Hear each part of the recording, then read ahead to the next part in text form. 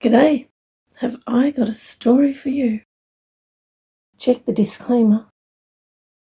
This episode will be narrated by Jaron Gal Truth. Previously. It is like I have much more control of my ability each time Gentle Soul and I connect. And so much more clarity. I wonder if it's the same for her. I once again link minds with Gentle Soul and see that she is also ready. We both hope that everything will go according to our plans. Continues. Every person is now in place in these 5 levels, and Gentle Soul has almost every person ready above. Some she wants to leave until the last few seconds. A few people who are still ambivalent as to where their allegiances lie. It has begun. I fix all wristbands as the maintenance people, along with a few other adults and children, step through, taking all they can carry from the piles of goods in the cage nearby. They step out on the 37th level of this facility and immediately walk to the elevator on the left to step through another wind tunnel to freedom.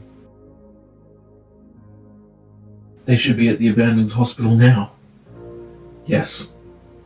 And the maintenance people are already working on the generator. They will be attaching it to the elevator there, quickly, ready to turn on when the last person is through. I see the wind tunnel opening here, near the nursery. 2 mums go through with a cot full of babies. Then the next 2 mums with the next cot, followed by Angelica with her triplets in a pram, and Ange and Dem with a pram each, full to the brim with baby supplies. Dem calls to me. Hey, Alistair! I'm changing my name to Demfrey now. You know, like Godfrey. 'Cause Dem is about to be free! He enters the wind tunnel with a big grin. Everyone else here in the nursery quickly goes through, except myself and Fioral. We will be going to a different destination, somewhere that is not full of rooms with such low ceilings. Multiple wind tunnels are opening, one on the level below for the rest of the children, and the last few adults for that destination. I follow them with my mind to the first destination for everyone on the 37th level of this facility, then step into another wind tunnel in the elevator on the left, kept at this 37th level. I watch them exit the destination wind tunnel in the old elevator at the abandoned hospital, and see it dissipate into nothingness as the generator turns on. They had it ready to go to a different floor the moment the last person arrived and the power connected. I listened to their delighted thoughts as they discovered the children they did not know they had, and the men realizing that many of the children have 2 wristbands matching both their mums and dads. A few of these children may not have their biological mums there, but they have their biological dads. Maintenance and other people I sent with them are already volunteering to be mums and dads to those missing one, except one older woman who declares she is everyone's grandma, adults and children alike.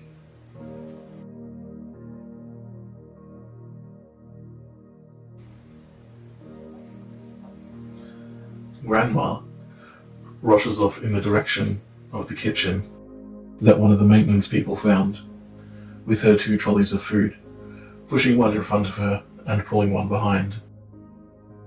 3 tea ladies with loaded trolleys also begin to make their way to the kitchen.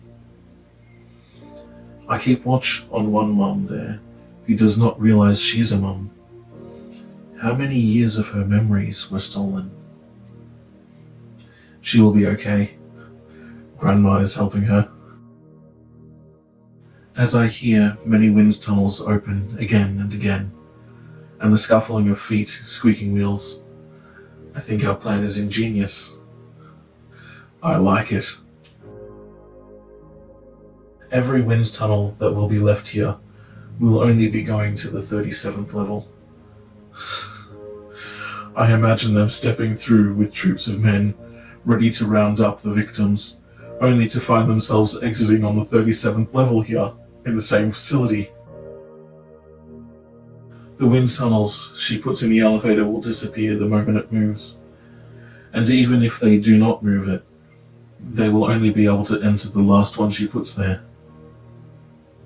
She is layering them in the 37th level elevator so close together that each time she puts another one in front of the last one, no one could fit in between to enter the ones behind. The last one she puts in the elevator will also lead back to the 37th level, so anyone entering will step into the elevator wind tunnel and exit in the hallway just outside the elevator where they entered. Every wind tunnel on the other levels here can only be used to go to the 37th level. So funny. I like it. These 5 lowest levels are filled with very loud and excited thoughts, but there are less and less as each group enters the wind tunnels created for them. I listen to some of their thoughts as they exit at their destinations. My favourite so far are the 2 Ferris wheels. So many smaller wind tunnels, exiting 6 people at a time, each group on a different gondola. We were glad to find amusement parks that are closed. So many things that can move after exiting. Groups of 6 people were ready to all go through so fast. Wind tunnel, 6 people. Next wind tunnel, 6 more people. Next wind tunnel, next 6 people. Wow, much faster than I thought. I suppose everyone wants to leave here as fast as they can, but even so, that was incredibly fast. I suppose it had to be, to move the Ferris wheel the second the last were aboard. So much safer than putting one on the lowest gondola and trying to stop it from rocking until they are all through. I smile as I think of some people's first experience of freedom being a ride on a Ferris wheel. I like it. Fiorel whispers in my ear. I would like to ride a Ferris wheel one day. Me too. Although there probably isn't one big enough. The 5 lowest levels I empty quickly. There are not so many loud excited thoughts now, although there are many loud angry thoughts from the security staff that are trying to get through our blockades to the 37th level, and the rest are still trying to get through to the 77th level. It is amusing watching the security guards unsuccessfully trying multiple security cards and continuously being denied, then trying to break down unbreakable doors. It is funny. I like it. They have tracked so many wind tunnels appearing, but the only exits they could track are also on the 37th level. So many confused minds trying to make sense of so many entry tunnels going nowhere. Well, nowhere they know of anyway. Some of the security staff are sent to the entry tunnels above, but I am sure we will be finished by the time they can get to them. Of course, it does not help that they are all in locked rooms on the upper levels, with the mechanisms in the locks broken. They will have to try and break the doors down, or maybe the viewing panes that would be easier to break. This place was made to hold people prisoner in every room if necessary. I think it will take a long time to get into those rooms. I like it. I find it amusing that they have no idea that their victims are escaping and think it is probably one of the babies discovering and playing around with their newfound talent. They want to find that baby and utilize its abilities for their nefarious purposes. That is the best they can come up with? That is hilarious. I am sure Den would find it amusing. He'd like it. I am glad we put the cameras on a loop on the 5 lowest levels. The same 5 minutes over and over again. And some of the cameras on the above levels as well. There are so many more people escaping from the above levels than I thought there would be. Wow.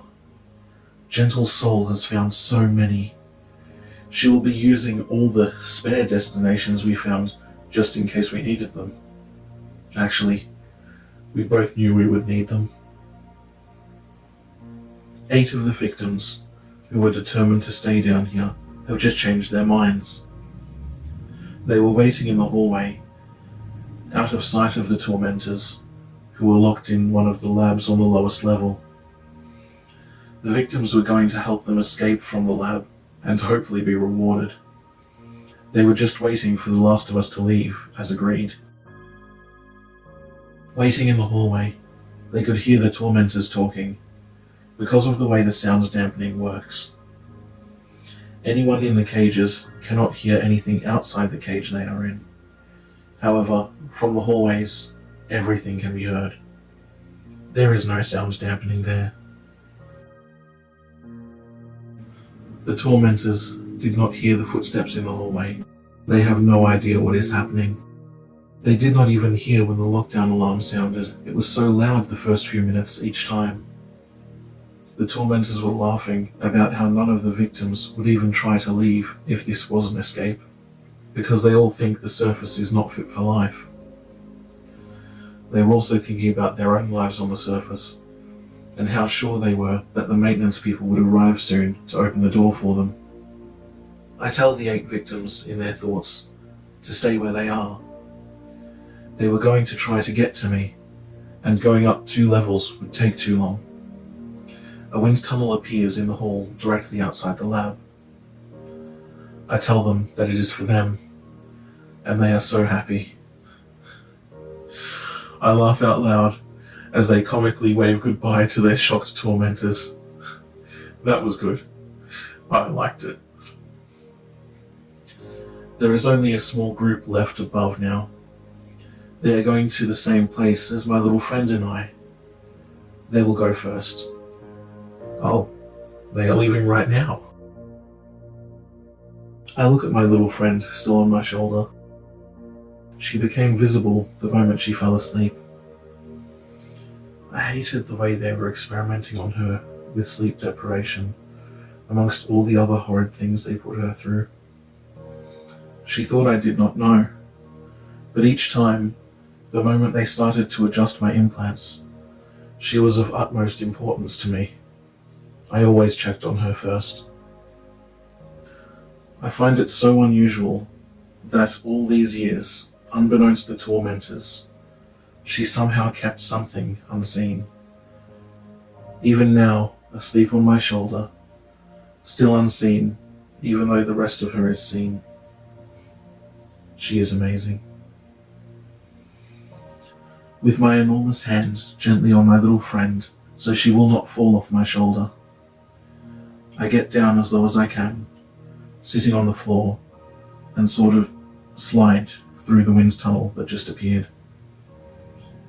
We are now on the 37th level, and it is so small I cannot even put my head back up.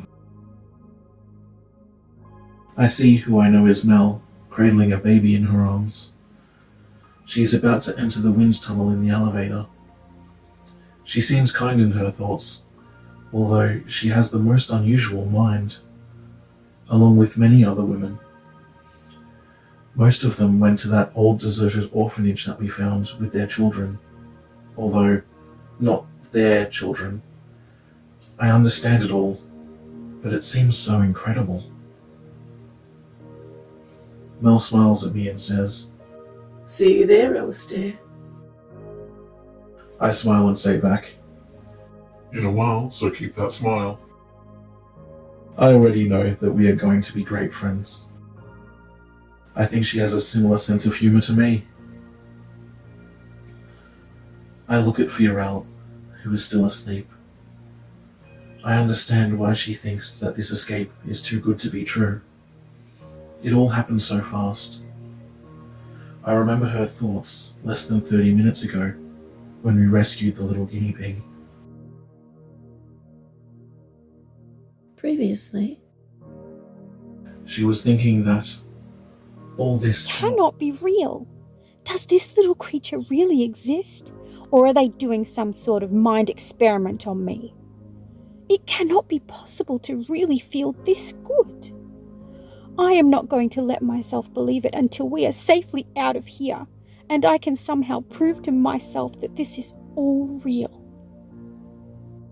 Then she cried as she gently stroked her little guinea pig, who had made itself comfortable, completely covering her small lap with half its body. She put her left arm over the little creature protectively, and was hoping and wishing that it was all real. continues. Should I wake her for our departure? I will let her sleep. I hear Gentle Soul's quiet voice in my thoughts. Every life is precious. Remember to unlock the doors of the tormentors' rooms before you leave. Every life is worth the effort. They did not care about us. They took such pleasure in tormenting us over and over again. They hurt my little friend, and she did nothing to deserve any of that. Are they really worth the effort? Even as I am thinking this, I know that they are. Every life is precious, even theirs. If we do not care about them, who will? They certainly do not care about each other. Now imagine what they must have gone through to end up like that. Maybe I will be the first person in their lives to show them any compassion. Maybe they will realize that it is never too late to change. Every life is worth the effort. The way I choose to think and speak, the way I choose to behave, and what I choose to do. I will always help people. That is my choice. I think of these tormentors. They are people too. It is so sad, but it is not too late. They could choose to live differently from now on. Maybe they will choose to care for others when they realize that I cared for them. I put it in their minds, together with Gentle Soul, and I know they hear us. As I open every door on the 5 lowest levels, I realize that Gentle Soul could have easily done that after I left. I think of my new name, Alistair, and its meaning, Defender of the People, all of the people. How did she know? It still brings tears to my eyes. I gently hold Fiorel in my huge hand and put my feet towards the wind tunnel in the elevator, knowing I will have to go through laying down, with the roof of the elevator being so much lower than the hallway. I hope my shoulders fit. I wonder what would happen if I got stuck partway through. I do not want to think about that. Fiorel quietly says, This is all real. Please, tell me the truth. Is it all real? As I slide into the wind tunnel, I hold her gently to my chest and answer,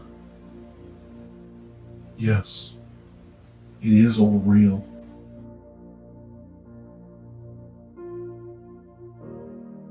Thank you so much for joining us with the cuppa. We appreciate your company.